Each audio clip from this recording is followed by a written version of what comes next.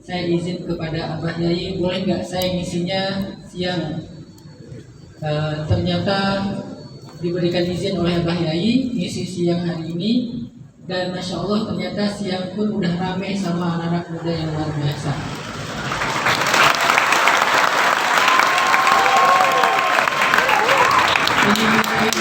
Ini political jomblo keren.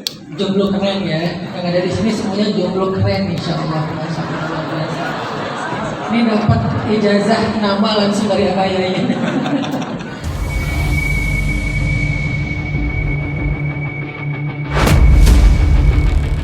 Assalamualaikum warahmatullahi wabarakatuh. Waalaikumsalam warahmatullahi wabarakatuh. Alhamdulillahi rabbil alamin. Alhamdulillahilladzi bi ni'matihi tatimmus shalihat wa bi fadlihi tatanazzalul khairat wal barakat wa bi taufiqihi tatahaqqaqul maqasid wal ghayat. Asyhadu an la ilaha illallah wahdahu la syarika lah wa asyhadu anna sayyidana Muhammadan abduhu wa rasuluhu alladzi la nabiyya ba'dah. Allahumma salli ala sayyidina Muhammadin fil awwalin wa salli ala sayyidina Muhammadin fil akhirin wa salli wa sallim wa barik ala sayyidina Muhammadin fil mala'il a'la ila yaumiddin. Rabbi shrah li sadri wa yassir li amri wahlul 'uqdatam min lisani yafqahu qawli. Yang kita muliakan dan kita hormati bersama guru kita, murabbi kita, romo kita, Abah Yai Dr. Marzuki Mustaman. Semoga Allah selalu menjaga beliau, mengangkat derajat beliau, dan menjadikan ilmu beliau terus jariah mengalir dan diamalkan oleh santri-santri beliau selama-lamanya. Kemudian juga kepada Umi, kepada keluarga, kepada para guru, para ustadz, dan pastinya para santri, para anak muda, jomblo-jomblo fisabilillah. Ini kalau disebut jomblo dia agak ngambek ya. Terima kasih untuk kesempatannya hari ini. Tadinya mau hadir nanti malam, tapi karena besok pagi saya udah harus ada di Bogor. Saya izin kepada Abah Yai, boleh nggak saya ngisinya siang? Ternyata diberikan izin oleh Abah Yai ngisi siang hari ini, dan Masya Allah ternyata siang pun udah rame sama anak-anak muda yang luar biasa.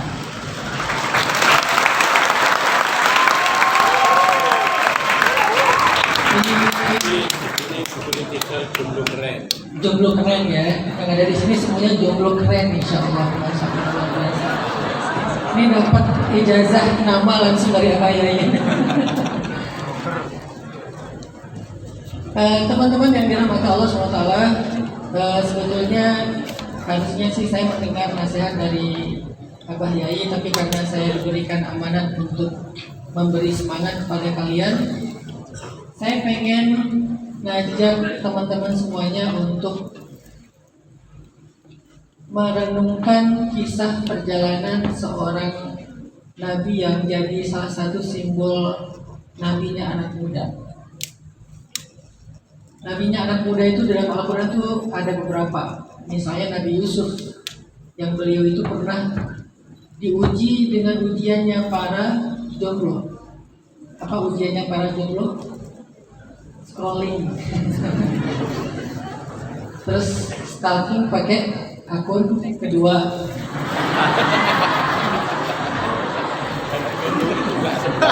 Tugas berapa ya Pak ya?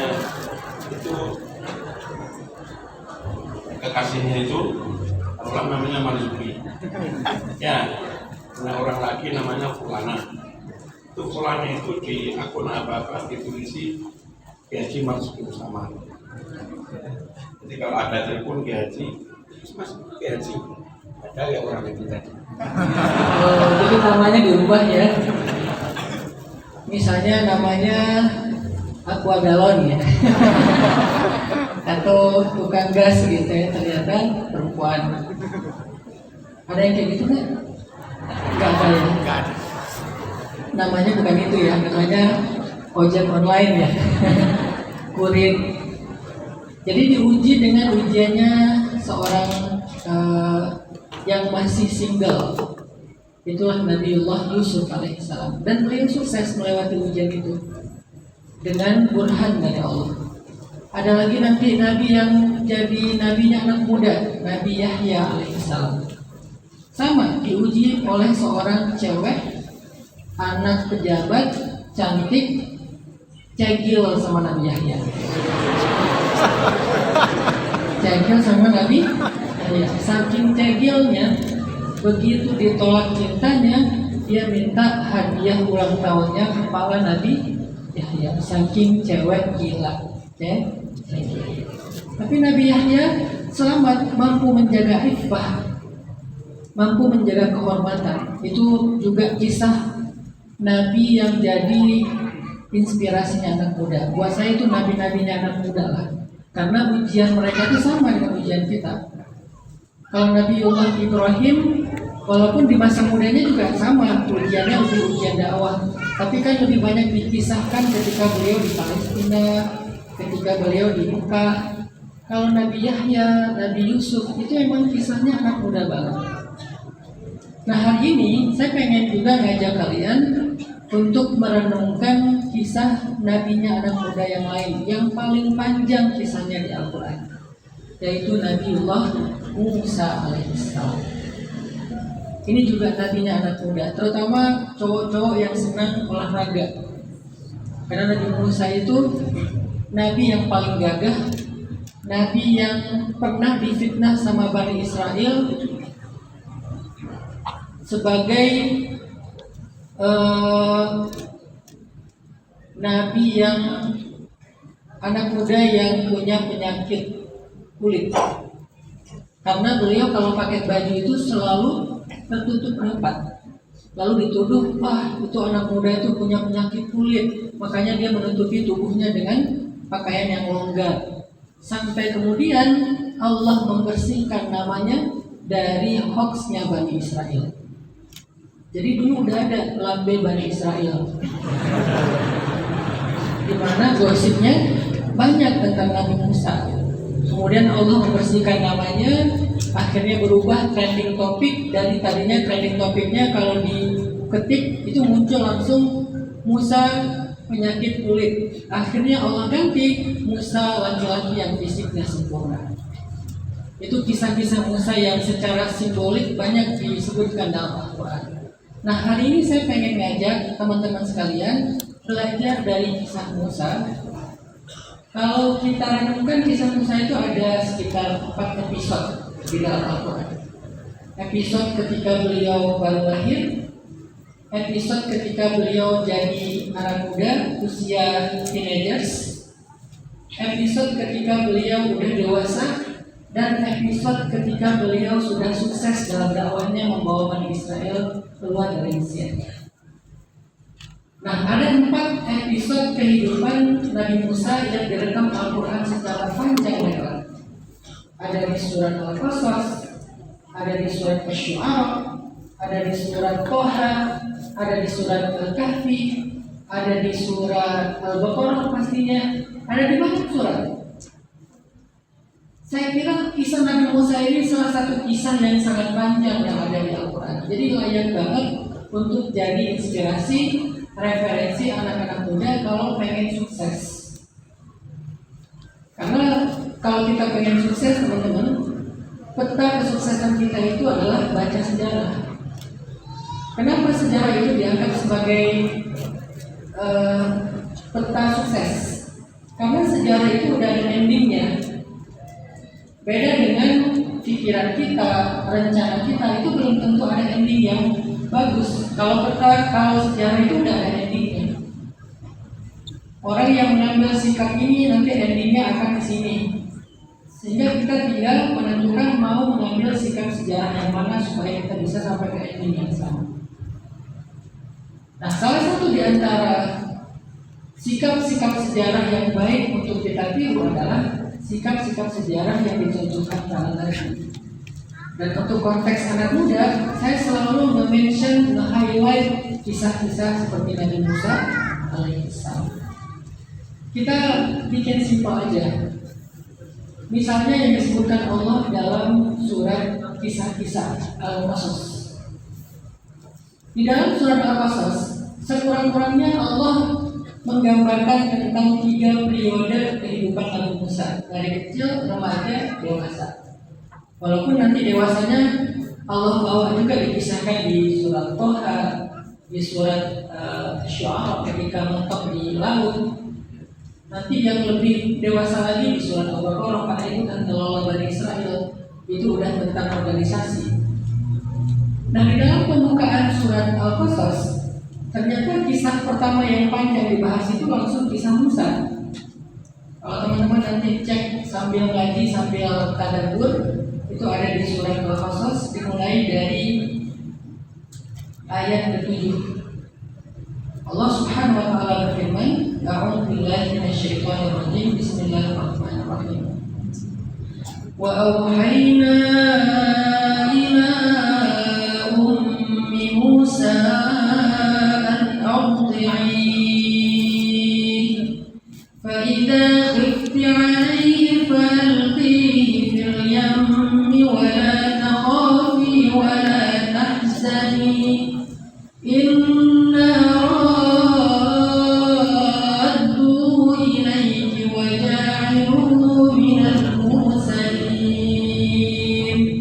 itu adalah pembukaan dari episode pertama dari kehidupan Nabi Musa. Kita tahu bahwa Nabi Musa itu lahir di tahun yang nggak boleh Bani Israel melahirin anak laki-laki. Karena Fir'aun itu membuat aturan ada tahun genap, ada tahun ganjil. Tahun genap boleh melahirin anak laki-laki, maka lahirlah Harun. Karena kita tidak mendengar kisah Harun dihamilkan ke sungai Nil. Tahun ganjil tidak boleh melahirin anak laki-laki dan Allah takdirkan lahirlah Musa. Ketika Musa lahir, akhirnya orang tua Musa merasa khawatir gimana cara menyelamatkan bayi ini dari tentara Fir'aun yang akan membunuh anak laki-laki yang baru lahir dari Bani Israel. Ada beberapa plan, ada beberapa rencana. Pertama adalah disembunyikan di dalam hutan. Yang kedua, dibawa keluar dari Mesir sama orang tuanya, mereka hijrah keluar dari Mesir, lari dari Mesir. Yang ketiga, disembunyikan di dalam rumah. Ada beberapa rencana, tapi semua rencana itu punya resiko. Dibawa ke dalam hutan, resikonya nanti akan dimakan oleh binatang buas. Dibawa keluar lari dari Mesir, mereka akan terlunta-lunta. Di dalam rumah susah sekali untuk disembunyikan, pasti ketahuan karena administrasi negara Mesir itu udah rapi. Jadi Mesir itu bukan negara kecil, negara besar yang udah sistematis banget dan administrasi negaranya juga bagus. Jadi ketahuan banget. Akhirnya Allah memberikan wahyu. Wahyu itu kalau dalam bahasa lainnya adalah isyarah. Dalam bahasa Indonesia isyarat. Dan bentuk isyaratnya adalah mimpi. Allah kasih isyarat, kasih semacam petunjuk kepada Ibu Musa untuk al-qi fil yam. Hanyutkan dia di sungai Nil. Ini kalau kita nalar rencana-rencana yang udah dipikirkan oleh Ibu Musa, ternyata ini rencana paling gak logis.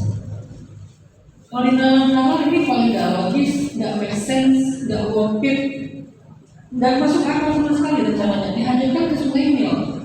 Lebih mending ditaruh di dalam hutan, lebih mending dibawa lari keluar kota. Kenapa harus dihanyutkan ke sungai Nil? Tapi kata Allah itulah cara yang paling baik. La takhafi, inna radduhu ilaiki. Kami akan kembalikan dia kepadamu. Kau usah khawatir wahai Ibu Musa.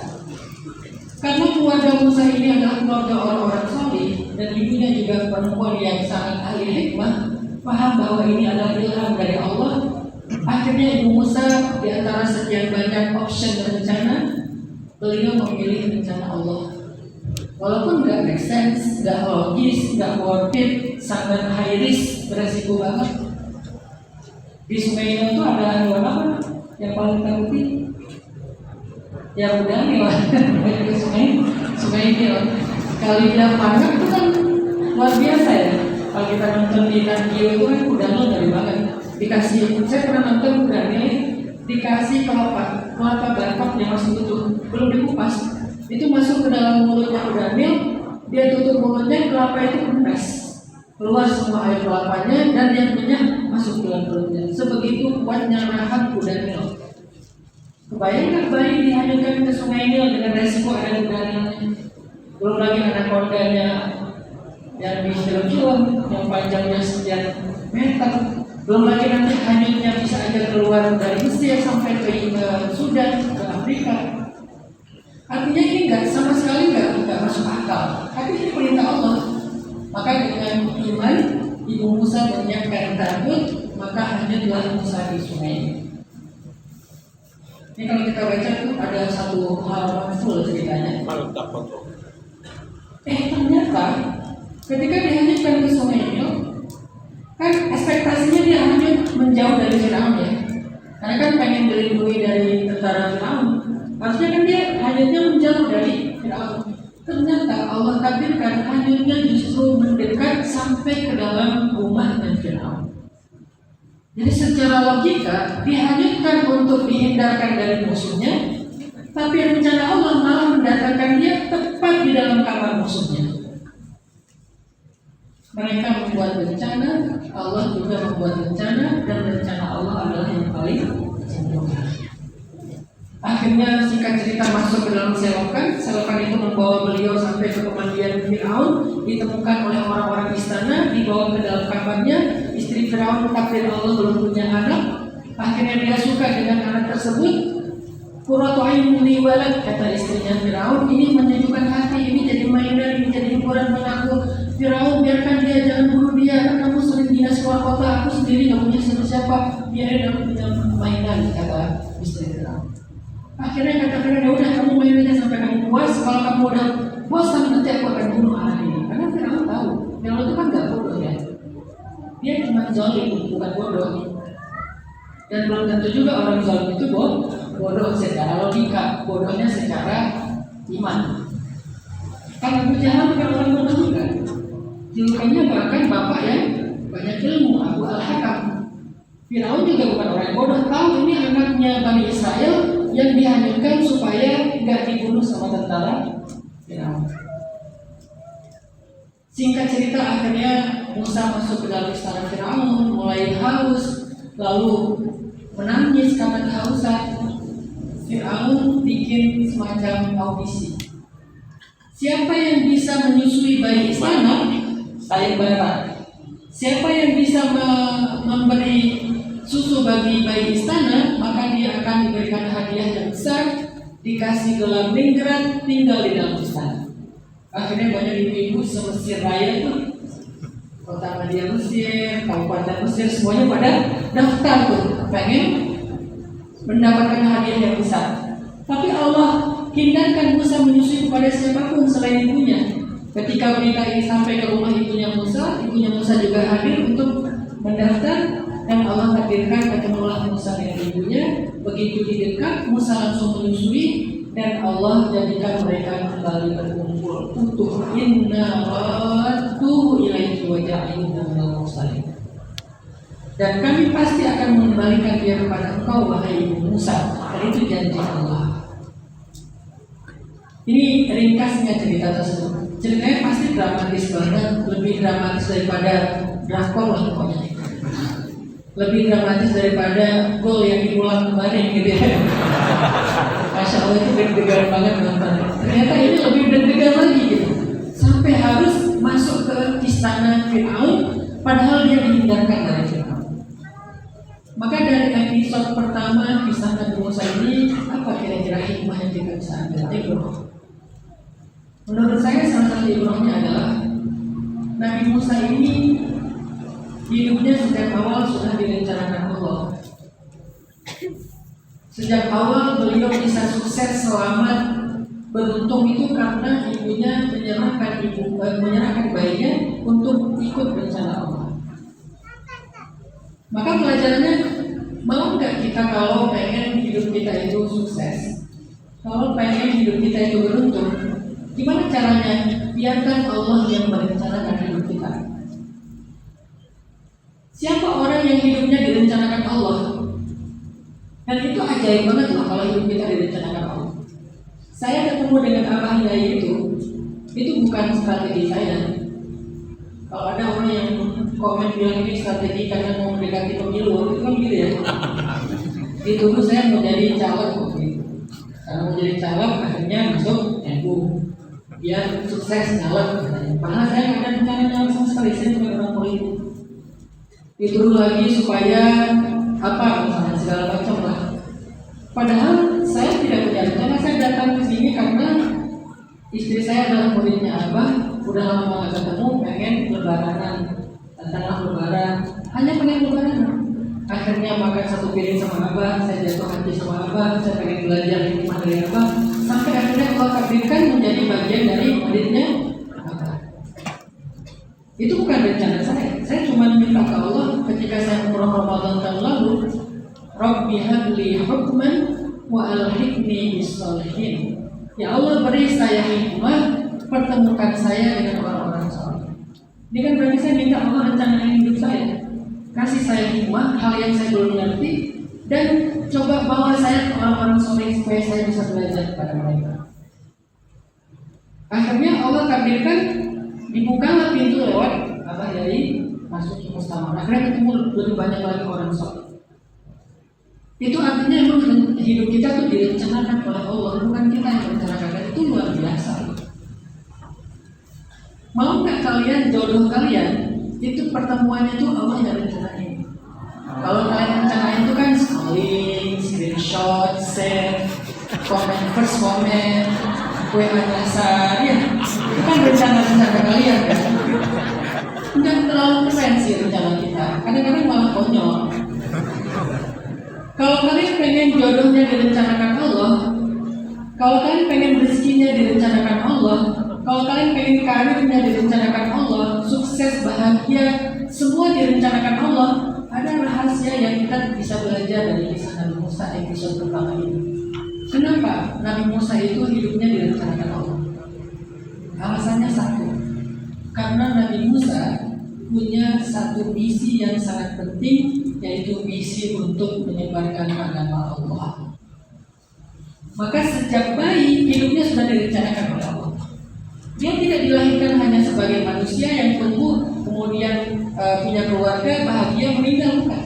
Dia dihidupkan, dia dilahirkan, dia diutus ke muka bumi karena satu misi penting yang nanti ketahuannya di episode ketiga. Idhab ila Fir'aun innahu tagha wa arsil ma'iya bani Israil. Pergilah kepada Fir'aun, dakwahi Fir'aun, bebaskan Bani Israel dari perbudakan, ajarkan manusia tentang tauhid, ajarkan manusia tentang syariat. Waktu itu syariat agama Yahudi, ajarkan mereka kitab suci yaitu Taurat. Itulah misi utama Nabi Musa dilahirkan ke muka bumi. Karena misi itulah akhirnya hidup Nabi Musa sejak lahir direncanakan oleh Allah, bukan direncanakan bahkan oleh orang sendiri. Dan rencana Allah itu unik sekali. Sekarang pertanyaannya, apa misi hidup kita? Apa alasan kalian hidup? Pernahkah kita bertanya, Ustaz, kira-kira saya diciptakan untuk apa ya? Secara personal ya, bukan secara general. Kalau secara general, Allah awal mungkin mengawal bisa. Bila kita hidup itu secara general, secara personal, kalian sudah tahu alasan apa yang paling kuat membuat kalian dilahirkan. Kalau itu kalian misalnya dikandung 9 bulan, bahkan ada yang kekayaan dan kekayaan. Apa alasan kita dilahirkan dengan pemahaman nyawa oleh kita? Apa alasan kita ada di muka bumi? Apa alasan Allah memberi kita potensi, gift, bakat segala macam sehingga kita menjadi seperti hari ini? Itu adalah kunci untuk supaya hidup kita diurus oleh Allah, direncanakan oleh Allah. Dan saya menemukan itu ketika saya masih kecil. Ketika saya umur sekitar 6 tahun ya, saya dibawa soal ke seorang kiai besar di Aceh. Ini termasuk ulama karismatik, alhamdulillah masih hidup, beliau umurnya sudah 90 tahun sekarang. Dan sangat dikenal sebagai ulama wali yang punya karamah. Tengku Abu Butakum. Itu terkenal sekali di Aceh, Tengku Abu Kampung ini yang pernah masuk maling ke rumah beliau nggak bisa keluar karena dianggap semuanya jadi besi karena nggak tahu jalan keluar lagi. Itu terkenal banget lah termasuknya hal seperti itu. Saya dibawa kepada beliau, kata ibu saya, nak yuk kita sowan ke Tengku Abu Kampung. Saya nggak kenal siapa itu Tengku Abu Kampung, dulu belum ada sosmed. Ikut aja sama ibu saya. Pas sampai di rumah beliau, ngantri di antara banyak santri. Pas di giliran kita ketemu, ayah saya tukang pangkas, ibu saya ibu rumah tangga biasa. Jadi kita hanya orang biasa, bukan tokoh. Pas ketemu, saya kaget. 2 hari sebelum ibu saya ngajak saya ketemu beliau, saya mimpi ketemu beliau. Waktu saya umur 6 tahun atau 5 tahun, saya mimpi ketemu beliau. Tapi saya nggak ngomong ke ibu saya karena anak kecil ya, dianggap mimpi biasa aja, udah lewat. Mungkin mimpi sekedar bulan tidur. Ternyata 1 hari setelahnya diajak ibu saya ketemu beliau, 2 hari setelahnya ketemu dengan beliau, saya lihat yang dalam mimpi saya ini. Begitu udah saling, beliau bilang anak ini ajarkan Al-Quran. Nanti dia akan menjadi orang yang bisa ngajar Al-Quran keliling dunia. Waktu itu saya belum bisa ngaji, alif batal itu karena orang tua saya bukan kiai, orang biasa, jadi nggak ngajarin anaknya ngaji dari kecil, ya semaunya anak itu aja. Saya kelas usia 6 tahun belum bisa ngaji sama sekali. Setelah ketemu beliau disuruh ajarin ngaji, pulang ke rumah saya bilang ke ibu saya meninggal di sebelah tsunami.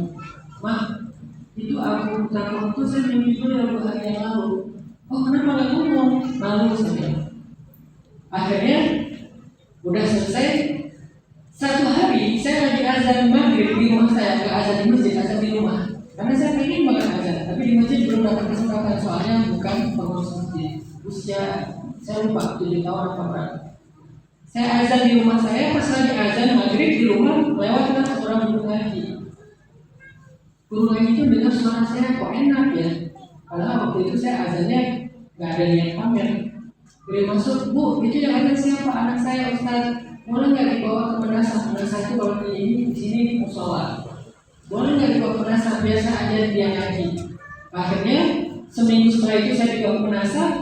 Bisa nggak di Aceh itu ada tradisi kori kan, kurok. Jadi kalau yang suaranya bagus dapat mic. Jadi yang udah dapat mic itu berarti dia privilege. Saya baru seminggu belajar di situ dari alif ba sampai langsung ikut musyawarah tingkat dusun.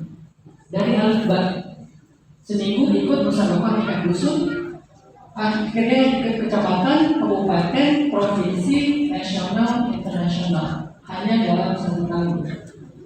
Dari awal belajar ngaji alif ba sampai ke nasional internasional itu dalam waktu hanya 1 tahun.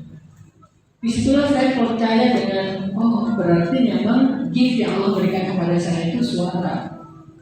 Sesekali ada insecure-nya juga sih suara saya ini. Apalagi kalau lagi nelfon gitu ya.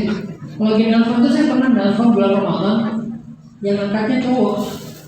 Terus dia bilang ke temannya, kamu aja yang jawab, kenapa? Aku takut batal puasa. Apakah suara saya seseksi itu? Sampai membatalkan puasa orang gitu kan. Kadang-kadang insecure. Kalau saya lagi nginep di hotel, nelfon ke FO gitu, mau order makanan, pasti bilangnya, ya Bu, apa yang bisa dibantu? Saya berewokan, saya bilang, oh iya Pak, kenapa gitu. Tapi kalau saya ingat cerita waktu masa kecil, saya jadi tahu ternyata emang semua itu gift. Kalau di connecting the dot, kita hubung-hubungkan setiap peristiwa, pasti ada maksudnya. Berarti Allah mentakdirkan saya harus dekat dengan Al-Quran. Saya masuk pondok juga beasiswanya karena Al-Quran, sampai saya ke Mesir juga karena Al-Quran. Yang lain itu di Mesir dapat beasiswa cuma 1, saya 3. Tes beasiswa yang diuji bisa ngaji nggak? Dikit-dikit. Jawabnya dikit-dikit biar nggak susah-susah nanya-nanya. Udah coba baca Al-Fatihah. Al-Fatihah dong. Akhirnya baca Al-Fatihah, berkenan yang ngetes langsung kasih beasiswa. Oh, ternyata gampang dapat beasiswa cuma Al-Fatihah. Besoknya saya tes lagi sampai dapat 3 beasiswa, sehingga di Mesir saya punya 3 asrama. Kadang saya tinggal di sini, kadang tinggal di sini, pindah-pindah lah. Kenapa? Karena beasiswanya banyak. Teman-teman yang dapat beasiswa di sini cuma 1, saya dapat 3 karena berkah Al-Quran. Masuk Al-Azhar, tadinya saya mengambil jurusan dakwah. Pas dites sama dosen, disuruh jurusan tafsir. Jadi di Al-Azhar itu bukan kita yang milih jurusan, dosen yang milih jurusan. Kamu tafsir tafsir aja. Saya malah pengen dakwah prof gitu, enggak kamu tafsir. Akhirnya saya masuk tafsir. Walaupun materi yang paling saya suka itu adalah kuliah dakwah. Guru favorit saya itu Dr. Ahmad Zaid, beliau adalah seorang dosen dakwah. Dari beliau saya belajar dengan musnah.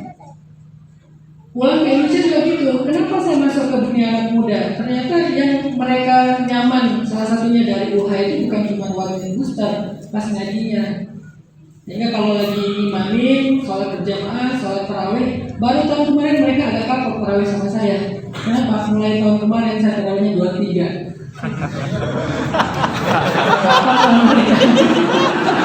Sebelumnya 8, ya kan ini pilihan ya. Cuman pas 23, loh, kok nggak selesai ini? Saya belum pro, jadi saya nggak bisa 23 cepet-cepet, belum bisa. Masih khawatiran. Jadi 23 lambat, saya nggak 23 lambat.